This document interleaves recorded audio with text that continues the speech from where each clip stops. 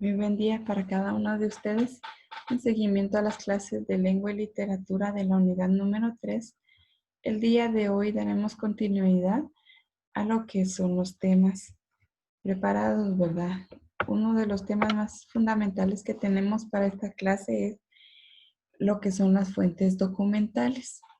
Le llamamos fuente documental, ¿verdad? A toda fundamentación teórica, como dice aquí, para realizar una investigación se requiere de cierta parte que el investigador recopile su información. Un recurso muy importante, ¿verdad?, para obtener la información son las fuentes documentales, ya que estas nos permiten obtener análisis, testimonios, arábicas, etcétera, que facilitan nuestra investigación.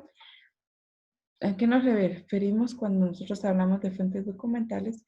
Es todo el sustento que vamos a tener nosotros para realizar nuestra investigación. Si nos damos cuenta aquí, las fuentes principales pueden ser libros, enciclopedias, fuentes de internet, como son las fuentes virtuales, pero también tenemos fuentes como testimonios, esas serían fuentes orales, ¿verdad? Como una entrevista también. Entonces, hay fuentes orales también, en donde el cual la persona que va a recopilar la información tiene que hacer uso de algún instrumento de investigación para poder documentar su fuente. Entonces, es muy importante saber de que hay dos formas de analizar las fuentes documentales.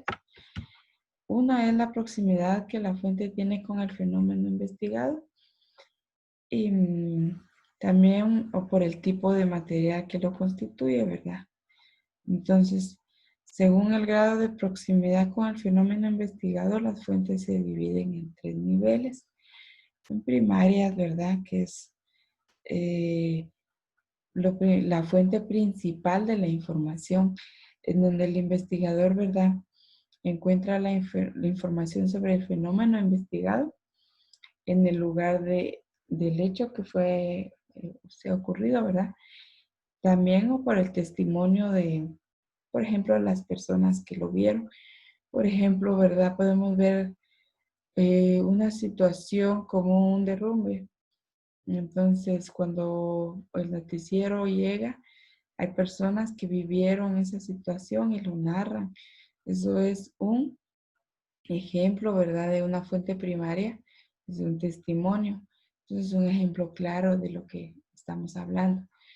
Tenemos lo que es las fuentes secundarias que analizan e interpretan la información que se origina en las fuentes primarias. En esta fuente también hay una fuente terciaria, que tenemos las tres fuentes, ¿verdad? Y el investigador encuentra en sí una síntesis del material recopilado por las dos anteriores. Entonces, para que el investigador pueda tener una información clara y concreta de lo que quiere, también, ¿verdad?, tiene que ampliar su propia investigación y hacer uso de estos tres niveles, el nivel primario, el secundario y el terciario, para poder documentarse bien de lo que es el que usted va a analizar, ¿verdad?, en la fuente documental. Hay diferentes fuentes, como les decía yo, la fuente escrita, todo lo que material que nosotros recopilamos información por escrito, como dice aquí, libros, artículos de revista, periódicos, generalmente se guardan en bibliotecas. Miramos aquí las fuentes escritas y cómo ha ido cambiando conforme la evolución del tiempo. Tenemos en las culturas de los años de nuestros ancestros que las fuentes escritas eran representadas a través de dibujos. Estos dibujos tenían un significado, cada uno en el lenguaje que ellos se comunicaban. Tenían sus propios, le llamaban jeroglíficos, ¿verdad? Pero cada uno tenía su propio significado. Nos damos cuenta que eso fue evolucionando con el paso de los años hasta llegar al periódico que vemos en la imagen, ¿verdad? Ese periódico ya es actualmente cómo se maneja las fuentes escritas, cómo transmiten ahí los mensajes. y son basados generalmente en el idioma castellano, que es el que está oficializado en nuestro país. Tenemos lo que son las fuentes gráficas, en el cual se representan datos visuales, ya sea fotografías, pinturas, esculturas o construcciones. También puede encontrarse en el mismo lugar fenómeno investigado, ¿verdad? Museos, galerías de arte. También podemos ver los cuadros y gráficos como tal.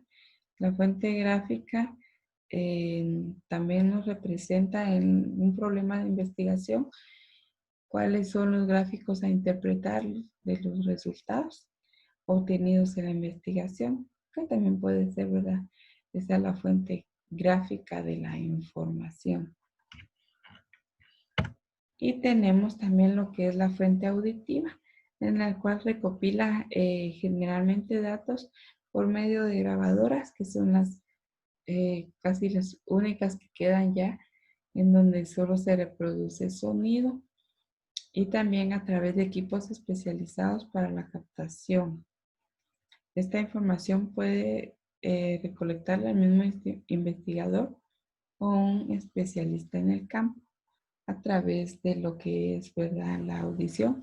Muy importante conocer estos tipos de fuentes documentales, ¿verdad?, para poder tener un sustento científico y en cierto momento una información verídica de los hechos o problemas que se van a investigar dentro de nuestro contexto, para que nuestra información siempre sea una información confiable y segura. Entonces, esto corresponde al tema de lo que son las fuentes documentales del día de hoy. Se les agradece por su atención a la clase.